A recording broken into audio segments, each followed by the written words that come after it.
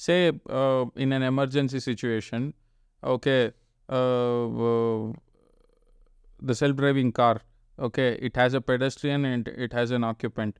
Whose life should be given more priority? Yeah. So that is a very age-old problem in general. It's called the trolley problem. Essentially, you have a train that's going, and right in front of you in the track is 5 people. Okay, let's say they're tied to the track, and there's another track on the side which you can choose to go to if you want, which has only one person. As a person who's training the train, I don't know what you call it, driving the train. As a train driver, will you not do anything and let 5 people die? Or will you do something and let one person die? Very objectively speaking, 5 versus 1. Obviously, one's the right choice, so kill one. But then as a human, you're like, oh, for that one person to die, I need to do something. I have to do some action which will basically take a life. Instead, if I just sit back and do nothing, then the train takes the blame of just going on its track and killing 5 people. That dilemma is something that I don't know how to answer. So this has obviously been asked a lot in the self-driving community. Everyone has different opinions. Some might think it's controversial, some might not. So these philosophical questions are asked a lot. And I feel as engineers, if we start digging into it, which is a good thing, we need to ask ourselves these philosophical questions. But we also need to see, when will this actually happen? Like, is there a realistic chance of this happening? So, because everything needs to be based on a certain amount of probability. Even when we have full self-driving, it is not going to be a perfect system. But we need to quantify stuff. And what we decide to put our energy on needs to be sort of validated by this sort of occurrence happening commonly enough. So right now it's all sort of people arguing on Reddit. What challenges do you think need to be overcome before we start having widespread use of this self-driving technology cars? Yeah. So one is obviously getting people to accept it. And I feel in any sort of environment, you have 3 kinds of people. People who will accept it, people who want it, people who don't care, which is like probably 90% of the people, and the rest, whatever, 5 to 10% is people who absolutely hate it. Why they hate it, maybe they think it's unsafe, maybe they love driving. I'm not going to get into why they hate it. So for this to be accepted, a good sizable population needs to sort of want to have it. So that could include the people who don't care and the people who love it. So once, maybe that's from a regulatory point of view. The other thing obviously needs to be really safe.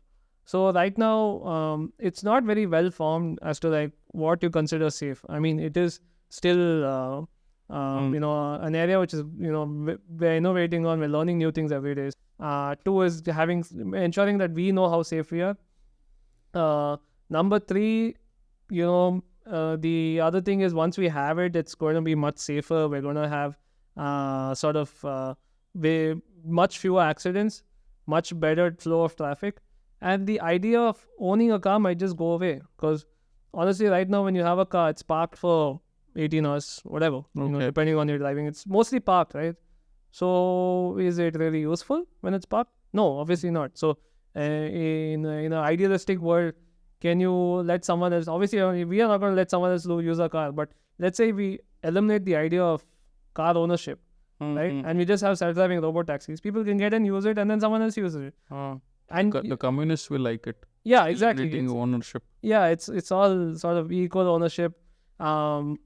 Maybe you can sign up for the premium subscription of the fastest self-driving car. The capitalists obviously walk into the conversation once there's money in it. So yeah, your premium subscription where you have the super fast self-driving car, or this self-driving car which is premium subscription now has the right of way everywhere. You can just, all the signals are green. You're going to get like a convoy.